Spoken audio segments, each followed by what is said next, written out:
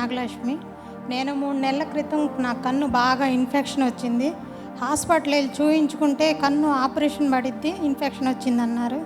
నేను తర్వాత ఇక్కడ ప్రార్థనకు వచ్చాను. మళ్ళీ వెళ్ళి చూయించుకుంటే ఆపరేషన్తో పని లేకుండా నా కన్ను పూర్తిగా నయమైపోయింది. హల్లెలూయా. ఇప్పుడు ఆపరేషన్ లేకుండానే కన్ను ఇన్ఫెక్షన్ మొత్తం తగ్గిపోయింది. చూడండి బిడ్డ, ఎక్కడి నుంచి వచ్చారు మీరు? మాది కొత్తరెడ్డిపాలెం, చేబ్రోలు మండలం. కొత్తరెడ్డిపాలెం నుంచి వారి సిస్టర్ గారు వచ్చారండి.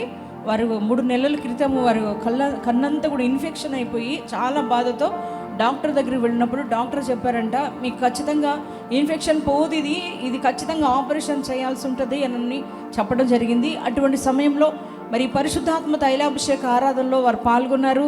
మరి దైవజనుల ద్వారా తైలాభిషేకం చేయించుకుని వెళ్ళారు. మరి సహోదరి చెప్తున్న సాక్ష్యం ఏంటంటే, మరి ఇక్కడ తైలాభిషేక ఆరాధనకు వచ్చి నేను వెళ్ళిన తర్వాత ఆ ఇన్ఫెక్షన్ అంతా పోయింది.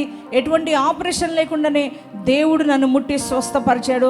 సేవకులు ప్రార్థించడాన్ని బట్టి నేను మేలు పొందుకున్నానని వారు సాక్ష్యం ఇస్తున్నారు. గట్టిగా చప్పట్లు కొట్టి ప్రభుకు స్తోత్రం చెప్దామా?